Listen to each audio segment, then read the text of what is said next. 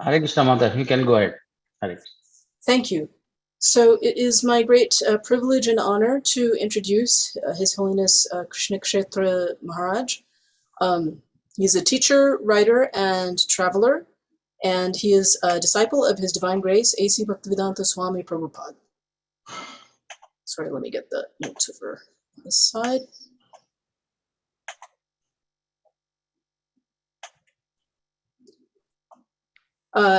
So Srila Prabhupada is the founder Acharya of ISKCON, the International Society for Krishna Consciousness.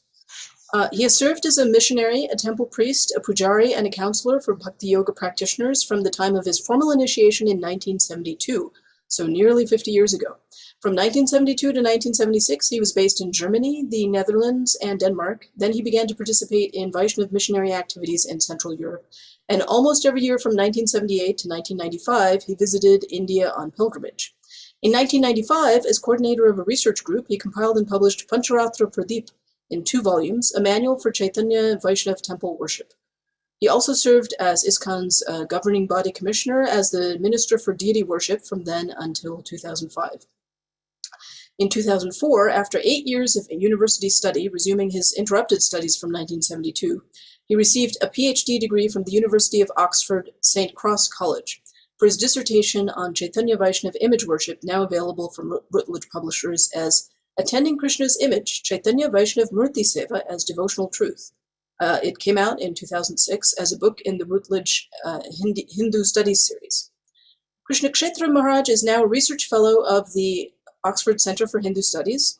He also teaches at Bhaktivedanta College in Bangladesh since 2002. He recently taught survey courses in Indian religions and Asian religions in the religion department at the University of Florida, Gainesville. Beginning in September 2007, he began teaching at Chinese University of Hong Kong courses in Indian religion and culture. And after a full year of teaching, he then continued to teach 1 semester per year for the next 4 years. Since then, he has been giving lectures at several universities in the People's Republic of China. Amidst academic work, he also travels extensively, these days by Zoom, teaching about spiritual life as comprehended in the Vaishnav devotional bhakti tradition coming from Sri Chaitanya. In other words, the Gaudiya Vaishnav tradition. And without further ado, please take it away, Maharaj. Hare Krishna. Thank you, Rukmini Devi, for that introduction. And I'm very happy to be with you in Columbus, Ohio Yatra, even if from a distance. It's been several years since I visited Columbus. The time I visited, the temple was, I don't know if it's still the same location. It was a clapboard house.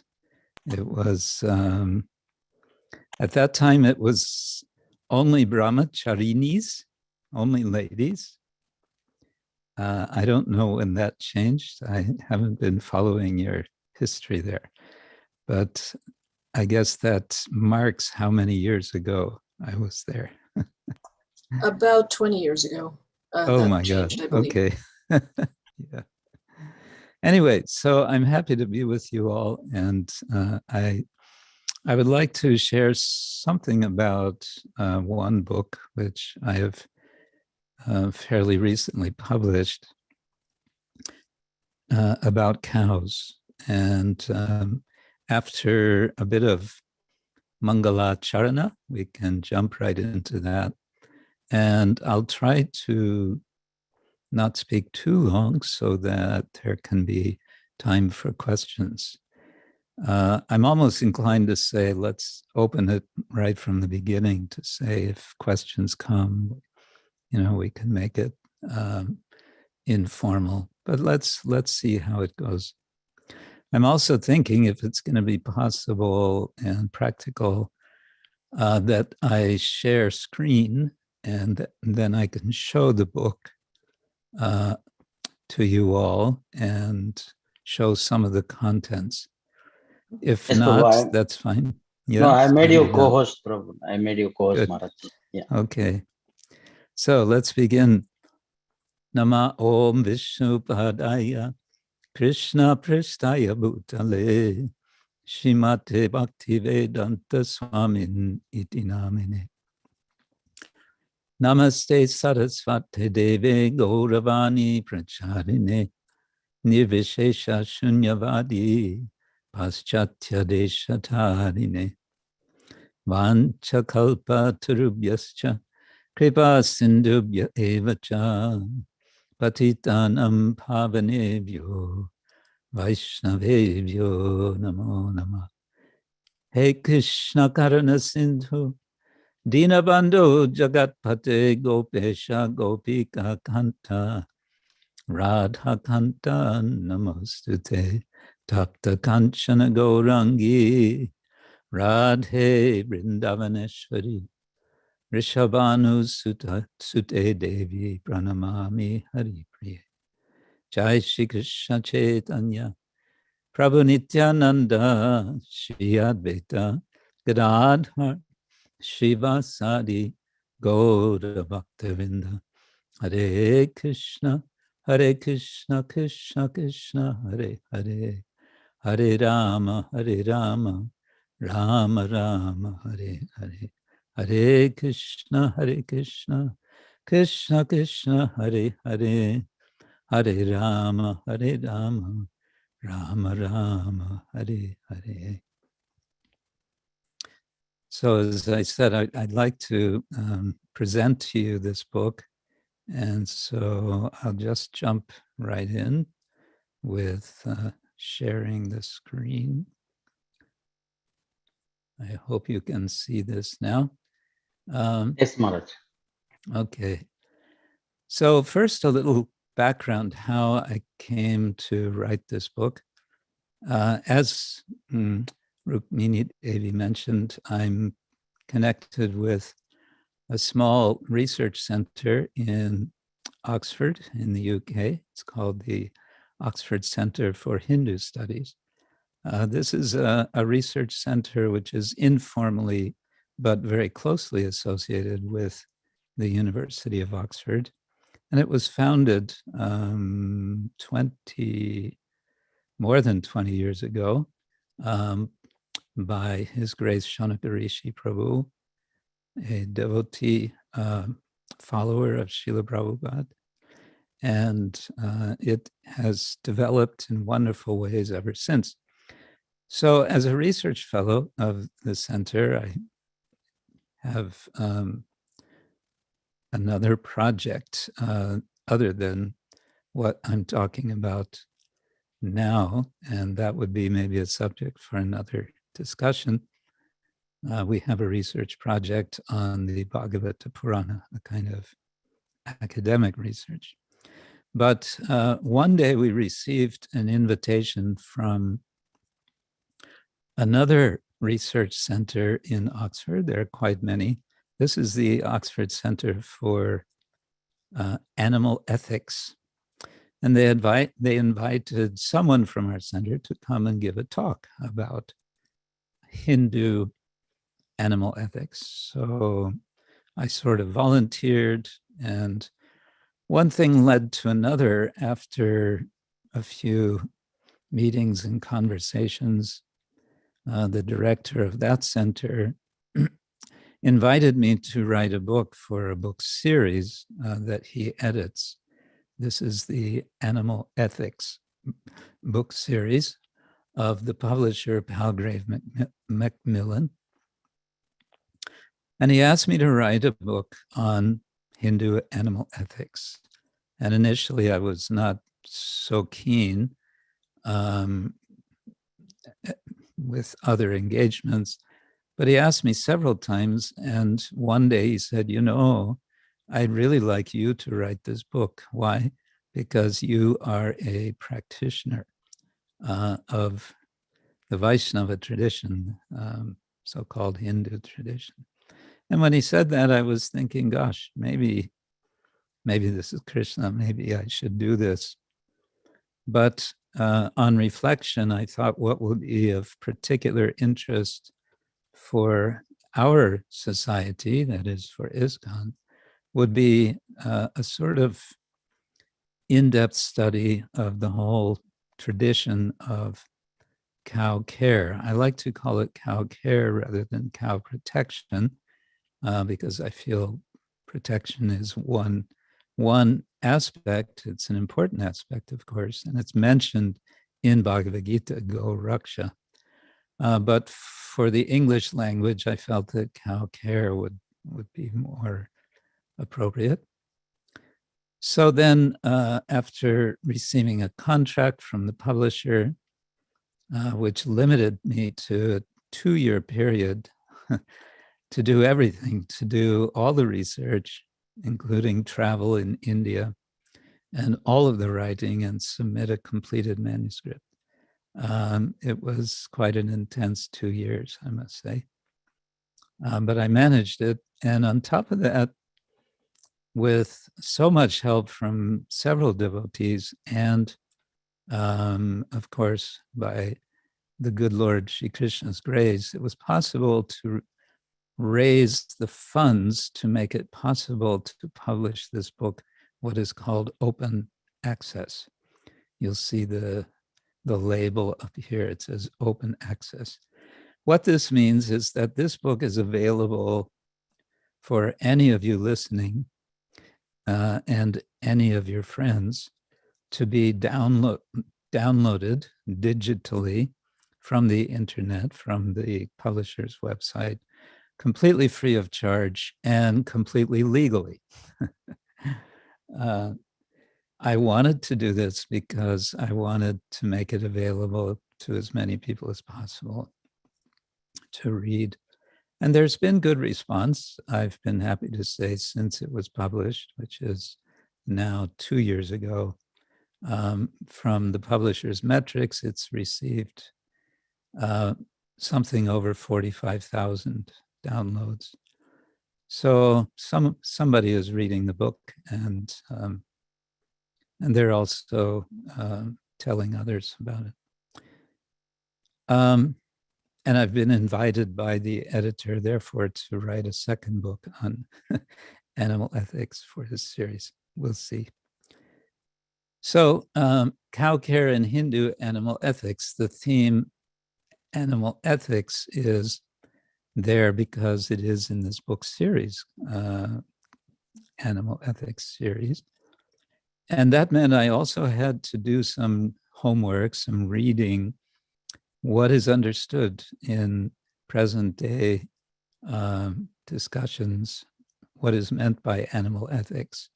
I need to be able to talk about animal ethics from the Indian or Indic perspective in relation to modern discussions about animals and protection of animals, about which quite a lot has been written in the last 20 or 30 years.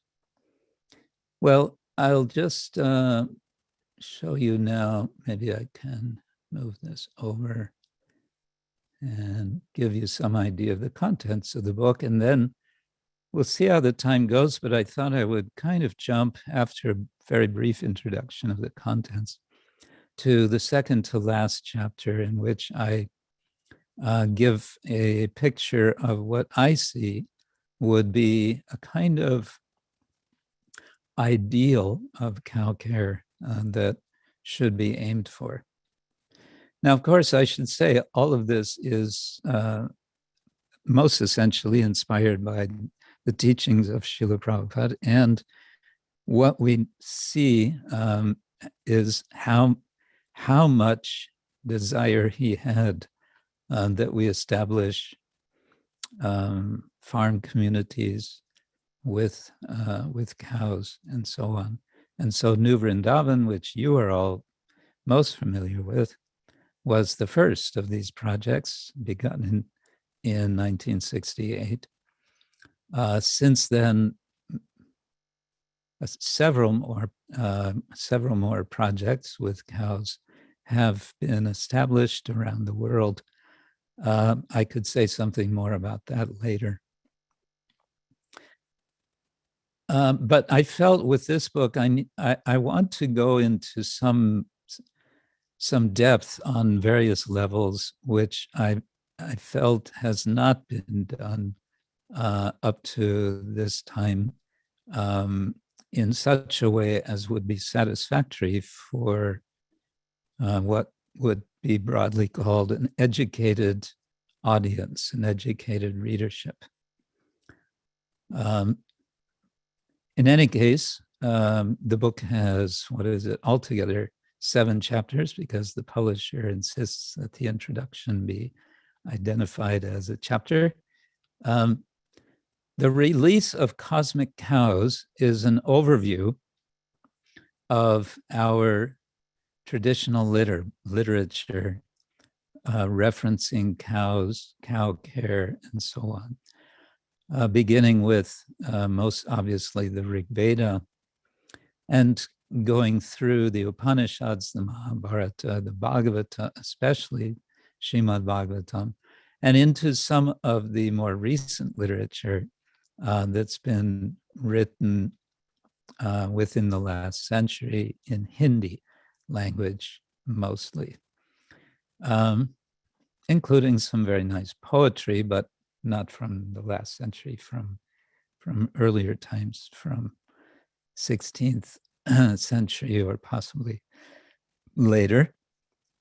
So I give a kind of picture in this chapter of how cows are represented, and there's quite a spectrum of representation and expression of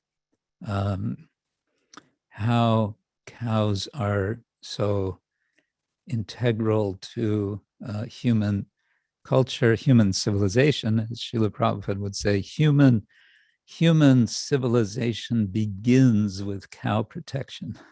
I always found this an especially striking and challenging statement. I go from there into controversial issues, because something I became aware of early on is that as soon as you speak about cows, especially in India, you meet so many controversies. So the next chapter is called Cows in Contested Fields.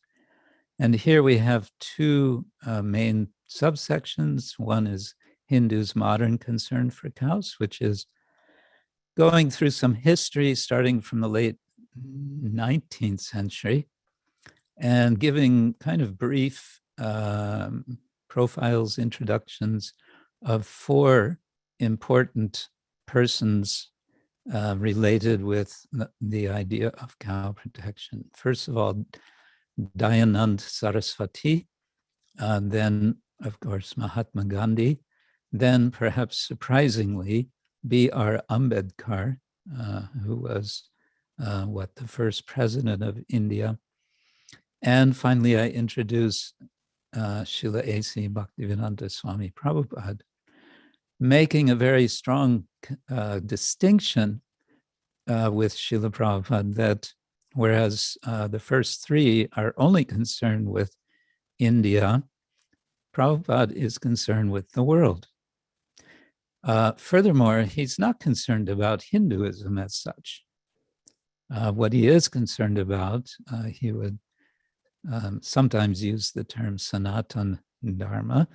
But as far as cows go, he was concerned that this is something that should be practiced anywhere and everywhere. Again, human civilization begins with cow protection. The second part, now I mentioned the whole chapter is about controversy. This first part is very much a response to feelings that had become more and more prominent, pronounced in the late 19th century and through the first half of the 20th century, a feeling of a desire, a need perhaps to identify the cause of cow protection with the cause of identifying India as a nation. And so it became very closely tied in with the nationalist movement toward independence from the British. It's a complex web of ideas and actions, which I tried to give a simple presentation on, not too much of the complexities. But the second half is entering into another kind of controversy, and this has to do with ancient texts versus modern controversies over ancient texts, where the question is, was it the case in ancient times that animals were in fact sacrificed in rituals, in yagyas? And there are some who claim that this was not actually done, that it is a misreading of the texts.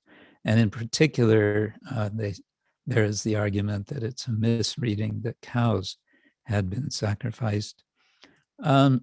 I don't argue strongly against that, but I suggest that the claims are not so convincing. And Srila Prabhupada never said that that animals were not sacrificed. Rather, he said they were sacrificed. In fact, they were too much sacrificed in entering into the age of Kali, and therefore one of the main purposes of the appearance of the Lord as Lord Buddha was to stop that kind of practice. So that's a bit on that chapter. Then I move into what I call surveying the cow care field. And for this, I did a bit of on-the-ground research. I visited several goshalas in northern India, some of them private goshalas with just a few cows, some of them larger, semi-public, some of them private but very large, and of course some of the goshalas of ISKCON. And I interviewed the devotees and tried to understand what are the challenges, what are the joys of taking care of cows.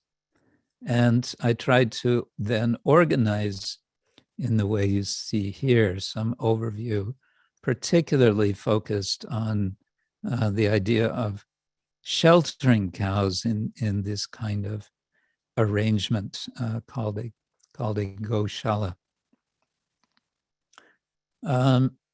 And then I make a kind of shift with this chapter 5, cow care and the ethics of care. As I mentioned, the book series is the animal ethics book series. So I needed to address in more philosophical, theological terms, more broadly, what might be called Hindu or Indic animal ethics. And to do that, I talk about terms which are familiar to us all, namely Dharma, Yoga, and Bhakti. And I suggest that they represent a kind of spectrum of ethics leading from Dharma, prescriptions, ultimately to Bhakti, devotion, pure devotion, the understanding of our eternal Dharma, our identity as servant of the Lord, and specifically as servant of Krishna, for whom, guess what? Cows are particularly dear. But I wanted to be inclusive, not to say we only care about cows, because that's not true. But rather, as Gandhi said, through the care of cows, we come to a proper understanding of our relationship with all living beings. It's not an exact quote, but I do quote in it. Well, and I make another step because in the West, as I mentioned, there's been quite a bit of writing in recent decades about animal ethics. It started in recent times in the 1970s with Peter Singer's book, and it went from there and has developed in various directions. And one interesting direction I found, which began with one woman scholar in the 1980s, Carol Gilligan, wrote about what she called the ethics of care. And the sort of root idea of her ethics of care is that mothers don't need to be told how to care for their children, for their small children especially. They have it inborn, if you like. It's natural for them to care for their children. And if this idea then is, can we say, scaled up, expanded outward, it becomes a model, it becomes a way of thinking about how care for other beings can be reasoned about, can be discussed. And then that takes the further step of, well, what about care for animals? And this brings up other questions. Well, how do animals relate? Sometimes they'll say non-human animals to humans. And then come questions about whether animals have rights. And if so, what does that mean exactly? It doesn't seem to be exactly the same as our understanding of human rights, and so on. There are many, many questions. So what I do is, in effect, create a conversation between especially bhakti, devotion, and the ethics of devotion as illustrated through care for cows in particular, and this ethics of care idea. Okay, then we come to essentially the last chapter, and this is, I call it, These Cows Will Not Be Lost, Envisioning a Careful Future for Cows. And in the title, These Cows Will Not Be Lost, this is a quote from the Rig Veda, from one of these hymns of the Rig Veda, and I thought it has a nice ring to it to call our attention to what we're looking for in what we usually call cow protection, or I like to call cow care. Okay, with that introduction, okay, then there's some concluding ruminations. But what I wanted to do is go here.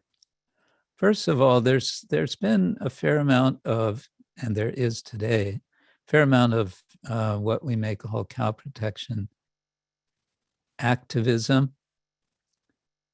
And I met some of these activists in North India, and they're all very wonderful people.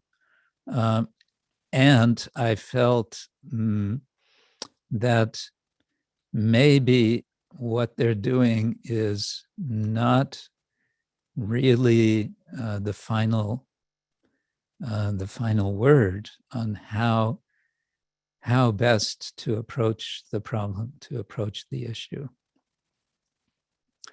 I might mention in between, there is really a difficult issue, particularly in India, where we have this long tradition of cow protection. Unfortunately, the harsh reality is that the slaughter of cows in India. And I want to mention also buffaloes, the slaughter of buffaloes, for their meat and for their skins, for the leather, has become very large industries. Cows are killed by the millions in India today, even though there are so many laws in almost all of the states. I won't go into detail about all of this, but the government of India, Indian state, profits from selling the products of dead cows, especially to foreign countries, and this brings in foreign exchange, and they are very happy to get that. So this is going on. And so the question comes, what can be done against this? And one response to this is the cow protection vigilantes. And what I suggest is that while we may on some level be sympathetic with their efforts, looking more closely, I think it would be helpful to consider in terms of teachings of Bhagavad-Gita, which are telling us about how our different actions can be understood in terms of the modes of nature, tamoguna, rajaguna, and sattvaguna. So what I suggest is that much of the efforts at protection really ends up looking very much like either tamoguna or rajaguna, and therefore will not last. And what is wanted is to be in the mode of goodness. And we have a definition of the mode of goodness from Bhagavad-Gita: prescribed action, free of attachment, done without passion or aversion, by one not seeking the fruit, is said to be in goodness. But action done by one seeking selfish pleasure or done with egotism and much trouble is declared to be in passion. Action undertaken in illusion, disregarding consequences, waste, harm, and human limits, is said to be in darkness. And so I elaborate on how we might think about this in relation to cow protection. Okay, what I want to do though for the next just a few minutes, and then we can see if you have questions, is I did what we might call a thought experiment of what would sort of the ideal situation be of cow protection. What would it look like? Now, before I go to this, though, I might mention I do give overviews of some of our ISKCON projects as what I call anticipatory communities. Specifically, I focus on two of them, namely Govardhan Eco Village in India and, excuse me, New Vrajadama in Hungary. I chose these two because Hungary is here in Europe and I could go there easily and spend time interviewing and so on. And also Govardhan Eco Village. So I do give a sort of snapshots of those projects. But here I'm giving a more theoretical presentation, and it's structured based on a notion of what are called the moral foundations of political action, political activity. And I put it in terms of politics because there's so much politics surrounding cow protection. I became very aware. This is a bigger subject, but there are 6 principles that were identified by Jonathan Haidt, a social psychologist in America who did empirical research to establish each of these principles as foundational for all kinds of people in all kinds of situations. What people consider important when they go to the ballot to vote and to form their opinions on different things.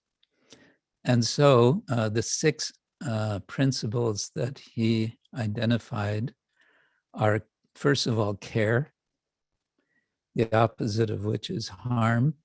The second principle, fairness, as opposed to cheating.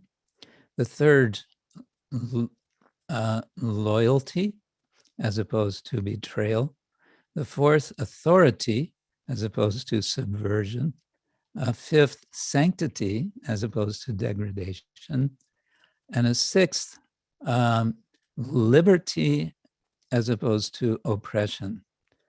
This last one, he said, was awaiting empirical confirmation. It was something at the time of his research, was not to his satisfaction confirmed. But I have included it here. So I take each one of these principles as kind of key to think about how we might establish cow care. So it's cow care and care, cow care and fairness, cow care and liberty, cow care and loyalty, authority, and sanctity. Okay, so yeah, just briefly, I can mention a bit about some of these. Some of this I'm referring to other things that I've explained elsewhere in the book. So I'm putting this in the form of affirmations. Affirmation it's a popular concept nowadays for self-help. You want to change your habits, some bad habit, then you practice affirmations where you tell yourself something as if it's already accomplished. You speak in the present tense in a positive way. And so here, this is what I'm doing also. We have instituted, I say, well, we haven't yet instituted, but I'm saying we have instituted a certification system through a network similar to that of worldwide organic farmers to monitor and ensure that all institutions and individuals who care for cows and wish to have the monitoring agency's seal of approval must follow minimum standards summarized in what's called the 5 basic rules of the care system, which I talk about elsewhere in the book, for lifelong care of animals. Further, and as an integral aspect of this monitoring system, we observe standards of care for all humans serving as cow carers. So it's not just the cows, it's those who care for the cows. They need to be also cared for. In terms of appropriate remuneration, medical care. In caring for cows, we further strive to realize, as far as feasible, 9 aspects of citizenship for bovines. Again, this is something I discuss elsewhere in the previous chapter, which I won't go into just now. We discriminate types of bovines with respect to care, either by breed or by species, but we do not discriminate. Either by breed or by species, But we do have programs to preserve indigenous breeds of various regions and countries. I mention this because a very strong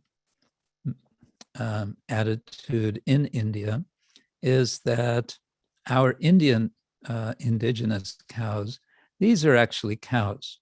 And what you have in the West, which they label almost without exception, they label them all Jersey cows. Those are not real cows.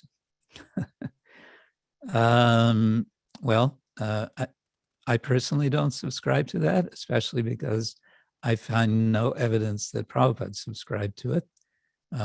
Indigenous means indigenous to various parts of the world. And anyway, that's something which I think is not a necessary discrimination to make. We pursue the ideal of Go Seva, service to cows in a spirit of selfless dedication that characterizes the Bhakti ethical paradigm. Okay, then cow care and fairness. Well, there's a few things here. One has to do with milk and calves, so not denying any milk to the calves, and also the proper working of oxen. It's of course something of an issue that bulls are castrated, some in India and also in the vegan movement especially, they're strongly against castration.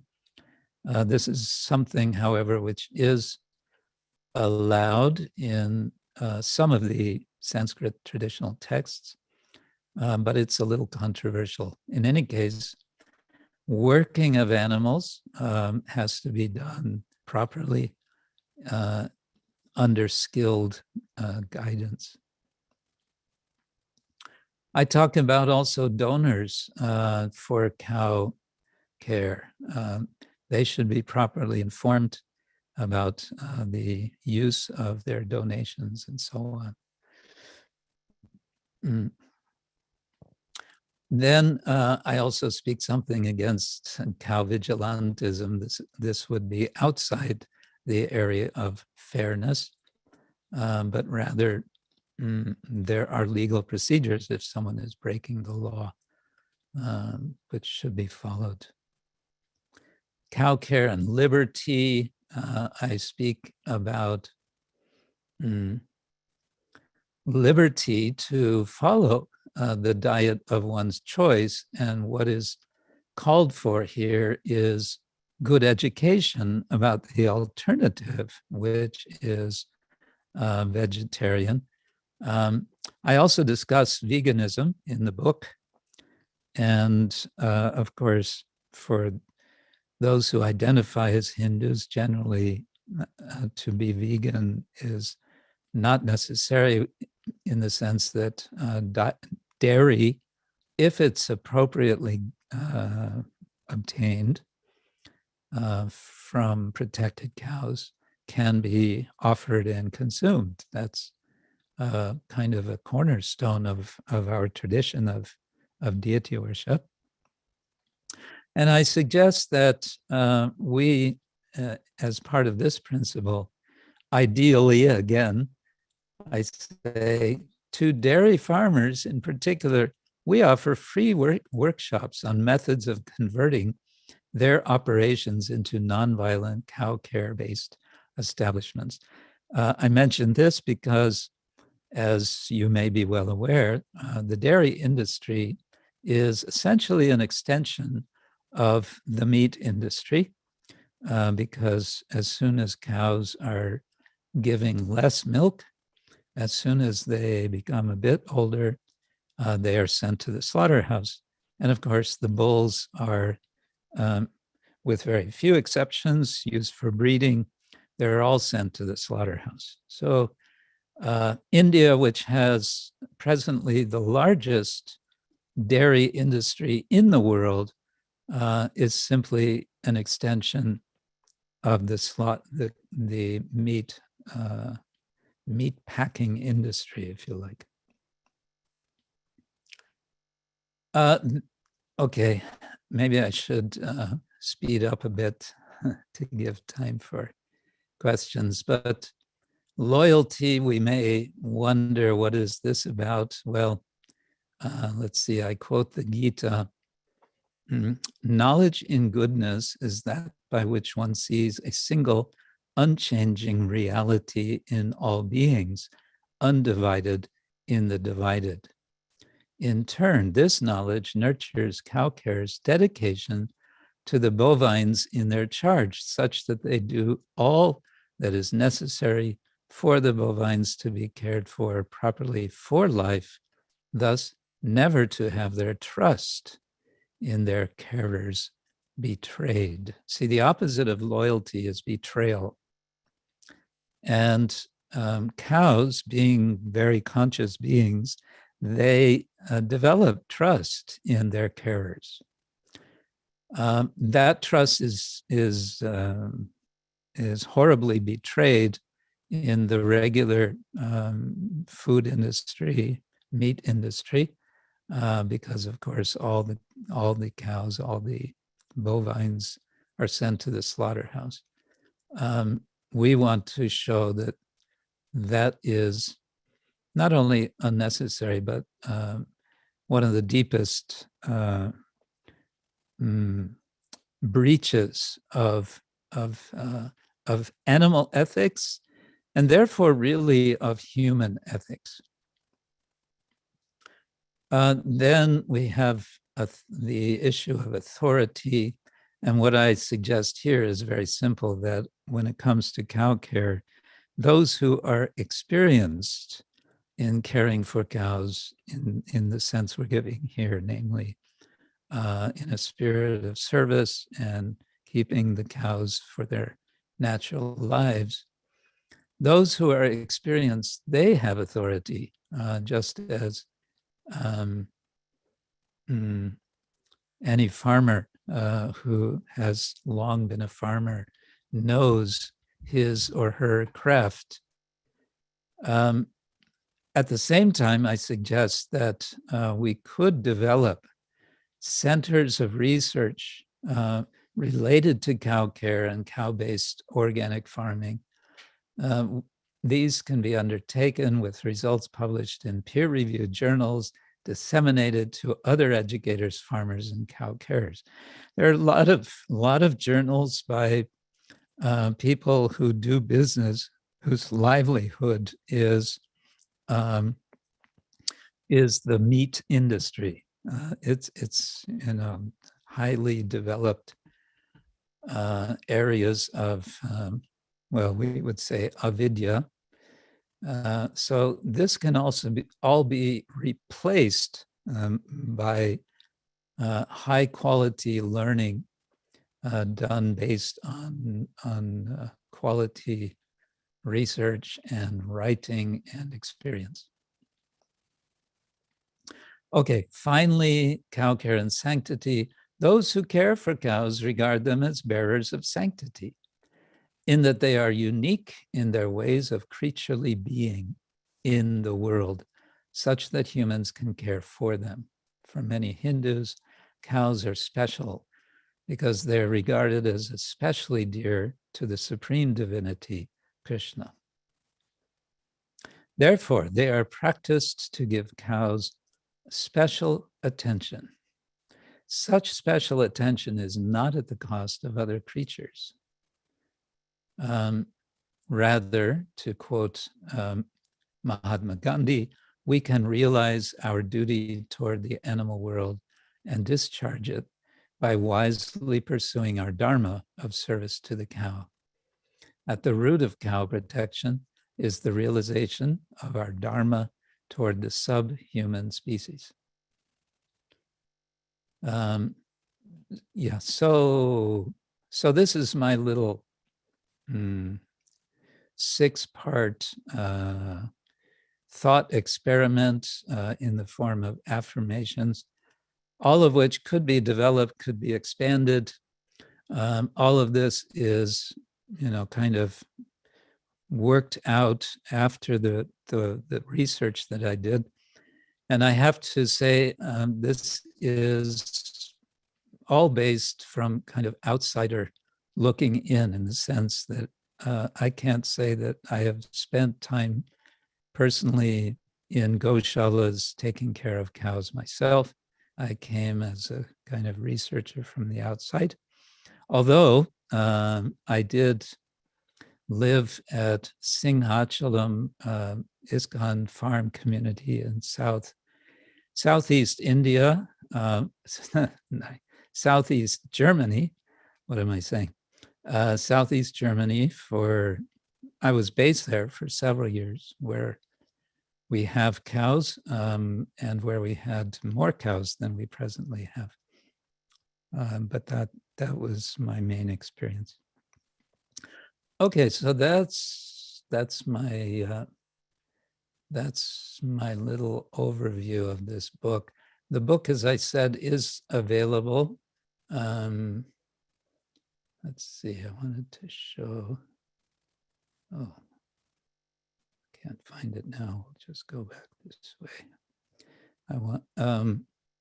The book is available for download. If you just search the title of the book, I think that'll bring you to the page where you'll find a button you can click to download the digital version, or you can order it also in hardbound. It's actually much less expensive than it would have been if not open access. Hare Krishna. So I should stop talking and start listening.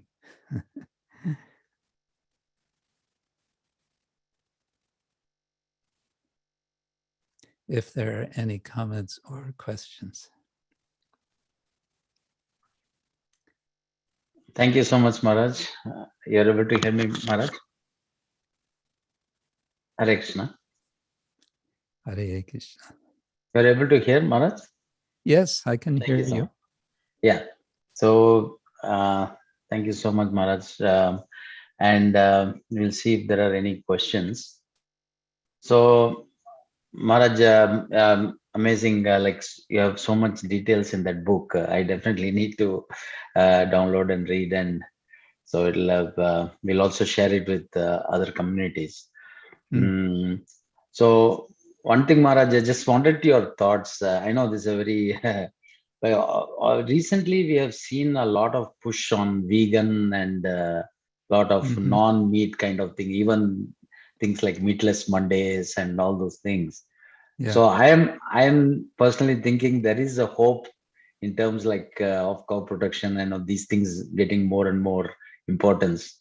Just I wanted to get your thoughts, Maharaj. Like, how do you feel there is a ray of hope somewhere that these things will be more and more as we progress?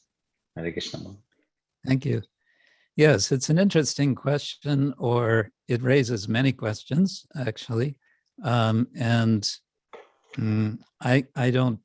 can't say I have any definitive answers on it.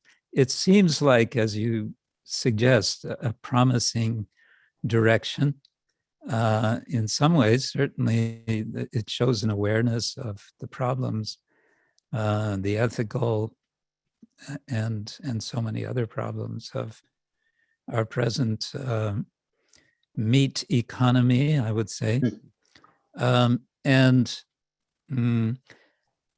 again, there's a spectrum of people identifying themselves as vegan.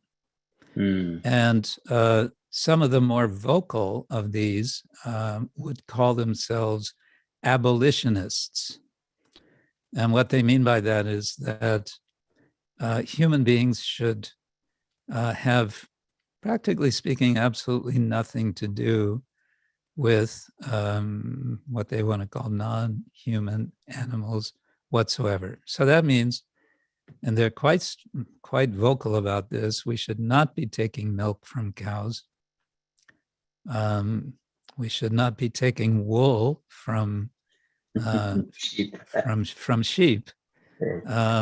We should not be taking honey from bees, and so on. And they they have, they're very articulate about these things, and they have arguments which can be quite challenging. So I would just say in general, they have some very good points, which I think we can learn from, in that we should not take it so for granted that specifically with regard to dairy products, that we should simply be having dairies, okay, ahimsa dairy, but for us needs to be also at the forefront of our any such project. Are we really caring for these cows? Are we properly caring? Because I've seen, and I won't name places, but I've seen some of our own ISKCON projects where I felt this is not right. They're not really taking care of the cows. They're making a show. They're making a show. And this is, this can't be right. And so I think the vegans, are challenging us. It can be for the good to some extent. Having said that, one scholar in the UK, one lady who identifies herself as a vegan and also as an atheist, has done research, surveys to find, I don't remember the numbers, but that the majority of vegans are atheists. And for her, this scholar, this is a very good thing. But it raises, questions for us. So how do they understand what is behind this? What's underneath, what's behind it? And of course, there are other questions. Okay, you're a vegan, that's great. So how are you going to get your loaf of bread? And there's a very nice video that was done by, I'm forgetting his name now, my godbrother at New Vrindavan years ago, quite graphically showing what would be involved if you're not using a tractor. How are you going to prepare that field to grow, that's going to be big enough to grow wheat, to have one loaf of bread? If you're not going to have bulls or oxen or horses or whatever doing the work, how are you going to do that? So that's a consideration.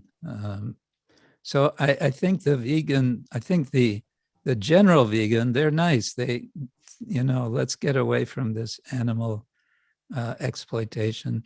But the more radical ones, I think we need to question some of their logic. At the same time, appreciating the challenge that they make. We assume, I think, perhaps more than we should. I mean, I'm a little maybe a bit radical within our society in this regard, saying that I personally don't feel we should be ourselves taking milk unless it's from protected cows. If that milk is not there, I won't take. And I question, how much milk do we need? Prabhupada said 1 cup per day. Right. And then we also have a devotee at Gitanagari who has done extensive research on this idea that Srila Prabhupada many times said is that milk is necessary for nourishing the finer tissues of the brain. What does that mean in terms of neuroscience? What does it mean in terms of biology? So he dug right down into it to find what is the chemical substance that cows provide. And what he found is that it's something called DHA for short. It's something that cows may get if they are grazing on the field, and on that field are a variety of plants which have that BHA. The cows themselves do not produce that chemical. Okay. Okay. Thank you, Maharaj. Thank you. Hare Krishna. So, Rukmini Mataji, you want to go ahead? Yes. So, Prabhu, would it be possible for me to share my screen? Yeah, let me make you the co-host. Okay.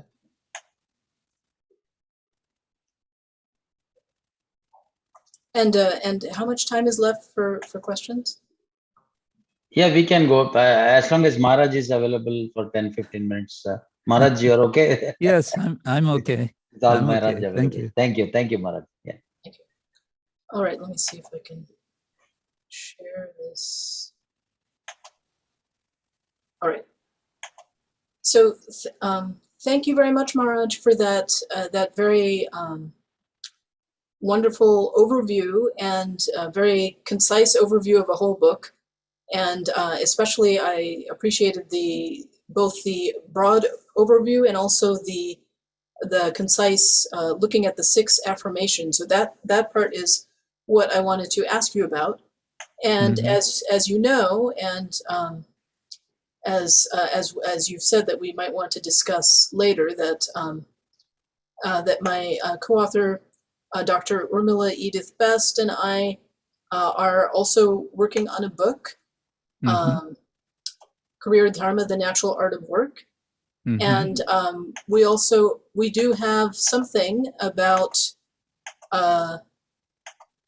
cow care and ahimsa dairies, and that was what I was showing. So it's almost near the end of the book.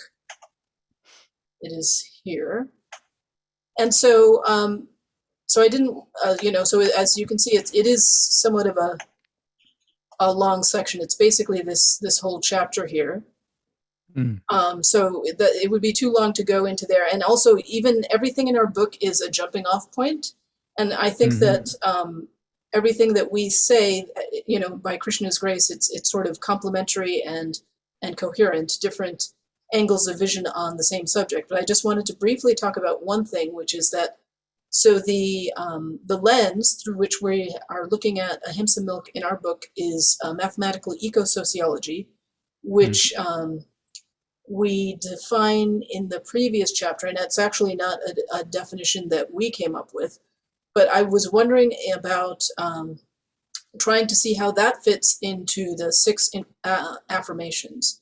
So let me go to that section and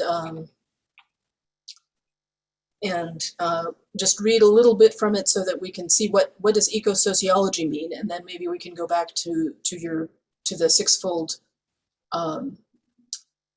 outline and see how that fits. Right. Okay. So if you don't mind if I read a little bit. Instead, we need an ecological and organic view of how beings with their own interests fulfill their material needs, eco-sociology. And just as math was used to establish a mechanical model, we propose that math can be used to establish an organic model. And so some of this is referring to what's previously in the chapter, so I'll skip that. Eco-sociology studies how populations of beings with their own interests interact with one another, treating human and non-human beings in an integrated way within one system. And so now I'm quoting from someone who is sort of setting out I guess you could call it the Manifesto of Eco-Sociology. A more encompassing definition of sustainability would be in terms of an ecosystem being able to maintain its processes, functions, and biological diversity in the long term, with human interactions being seen as an integral part of that ecosystem. By taking a more ecocentric view and embracing an eco-sociology that uses the language and metaphors of dynamic, open, interrelated systems, integrating biological embodiment and environmental embedment, and I put this parenthetical, situation in the environment, and extending the social to include the non-human, then true sustainability might arise almost as a side effect, an emergent property of a viably functioning ecosystem of which humans are still a part. And so this definition is by Paul Stevens from Towards an Eco-Sociology. So that was it very briefly. And so Maharaj, I was wondering if we could go back to you had shared Jonathan Haidt's framework of six kinds of ethics, and how that could how this eco-sociological perspective, where humans and non-humans are integrated into one ecosystem, how does that fit into this sixfold framework? Oh, well, looking at it just like that, I would need to ruminate on it for some time. Yes. I'm sure that we could find a nice fit, just because what you read, the quote, it resonates. It really resonates with what I've been thinking. Also, how do we think in the long term about what we want to do? And so I can't say how it would resonate or how they would mesh, but I'm sure they would. I mean, if we take each one of them, of Jonathan Haidt's system, care, fairness, and so on, I'm sure we could find that it meshes very well, because it's looking, well, they often talk about being inclusive of stakeholders, right? Yes. In systems theory. And what we're talking about is being maximally inclusive of stakeholders. Just taking the point of fairness, we can say, well, that's precisely what we're interested in. That's what we're looking at. And I appreciate very much this one statement that I read toward the end from Mahatma Gandhi, that it's through the service to cows that our dharma in relation to all other beings becomes clear. In a sense, that's what he's saying. I think that's something that could be unpacked considerably. But yeah, why not? So I'm very eager to read your whole book. Yes, and likewise, as I mentioned, I had in our personal communication that I had started reading your book, and I had definitely found resonances as you put them, and that these are definitely complementary approaches. So, and aiming toward the same, with Krishna at the center, of course. And as I see it with my book, this cow care book, as I said, I sort of rushed it, in 2 years. As I was doing the research, I saw, there's so much more to understand. I'm really just sketching out some things. And I felt like this is just the beginning of what needs to be a much more expanded and developed program of research, practice, analysis of practices. And I think the combination of what you're doing and, mine would be maybe related to that, and others doing other processes that are described in your book in practice. I think we have a whole potential field of ongoing research. We can start, I think this could be, I'm just speaking on the top of my head. I think this could be the start of what Prabhupada called Varnashram College. Goodness, well, that's quite a inspiring challenge.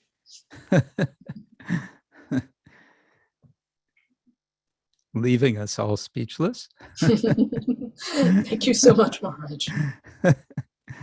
Anyway, so there let's continue the conversation in Thank the you, Maharaj. course of time. Thank you, So Maharaj. thank you for this opportunity to share with Hare Krishna, Columbus Yatra. I think we have one more question, Maharaj, if you have time, or Okay, Mata, that's do all you want right. to ask something for Yes, Maharaj? yes, Yes, please. Maharaj, I'm just hearing, I'm thinking how to combine my question, how to ask you. Maharaj, when one time when I go outside, sometimes challenge people also come, talk, especially Bhagavad-Gita, we show this cow picture, action, reactions, this killing, kill, and then again, next life, he get killed. So sometimes, we tell them we are vegetarian and how it's good and good for health, everything.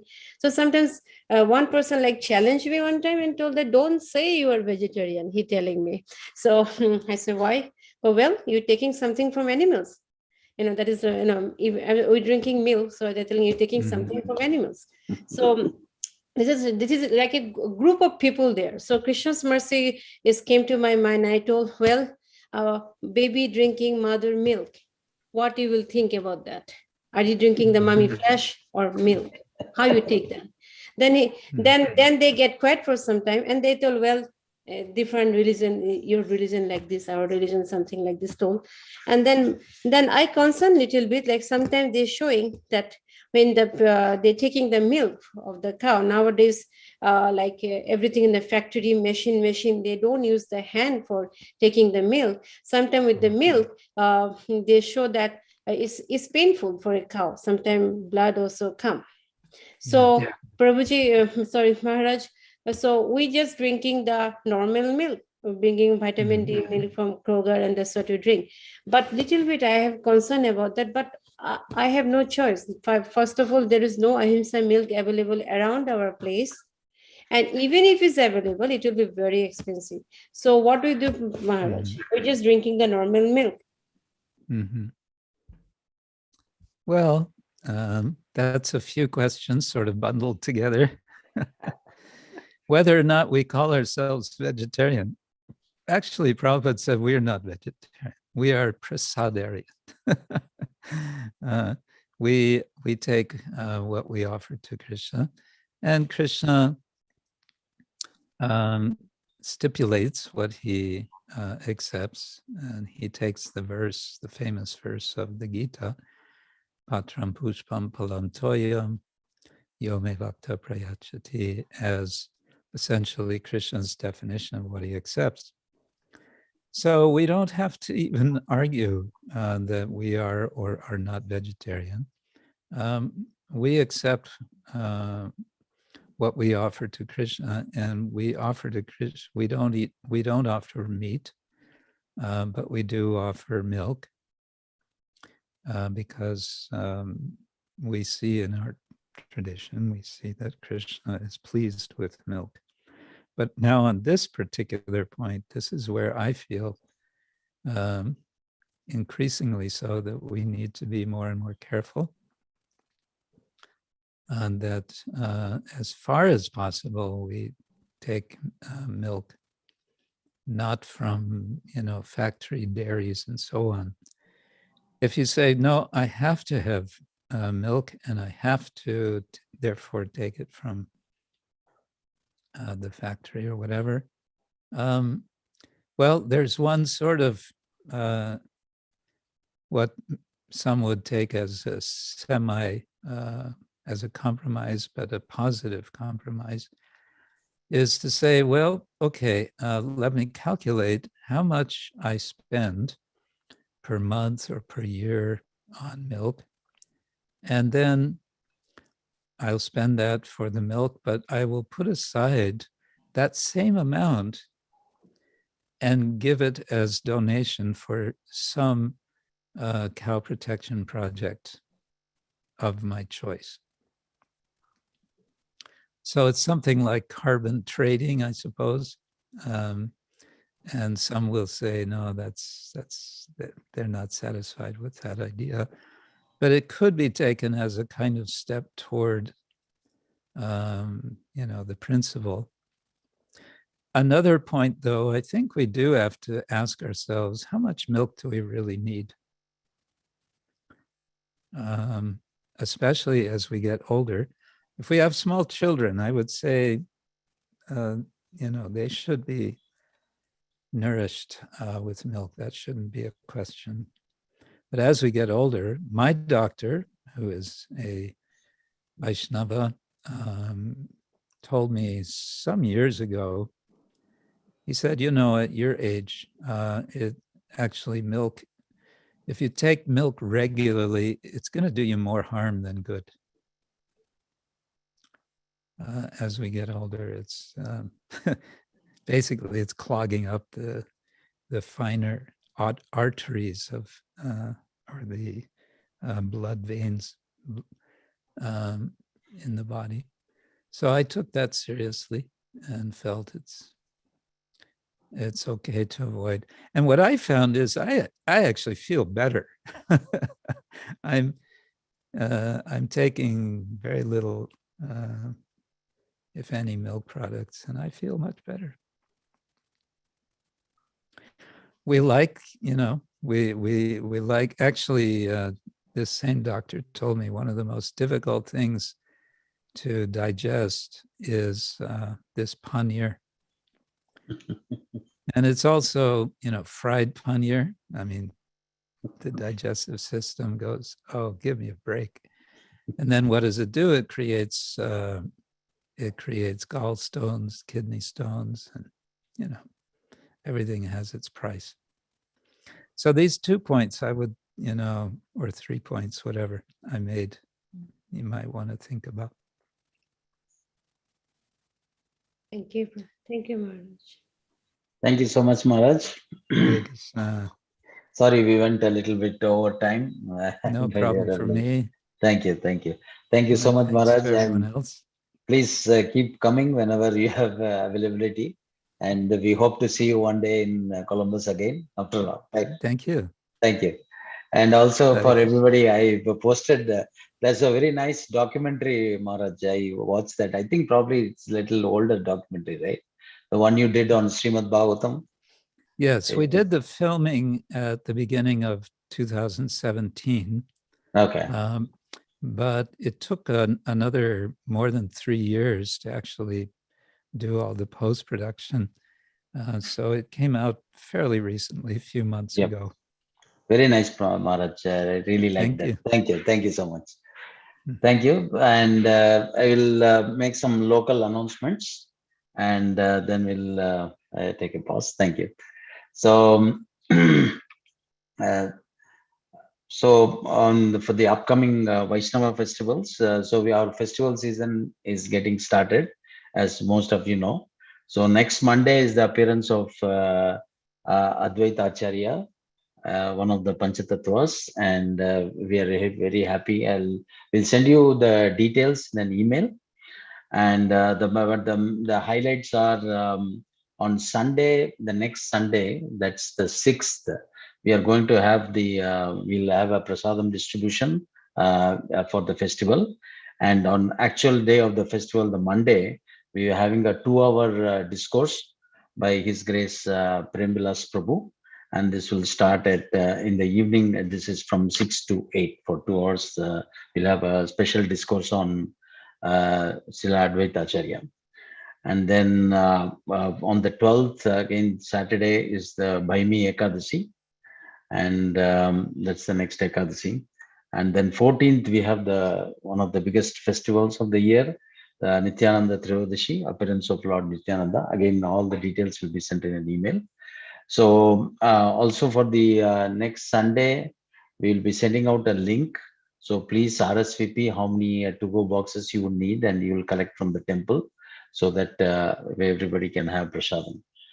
And that's all the announcement I had, unless if somebody wanted to add something.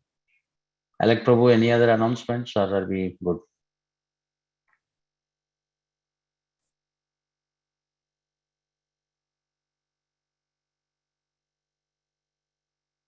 Okay, I think most are on mute, so that's fine. With this, we'll take a pause, and once again, thank you, Rukmini Mataji, for giving us Maharaj Association. And we learned so many things about cow production and cow care. Thank you. Vancha kalpatarubhyascha kripa sindhubhya cha patidhanam bhavanebhyo vaishnavebhyo namo namah. Ananta Koti Vaishnav Vrinda ki jai. Thank you. Hare Krishna.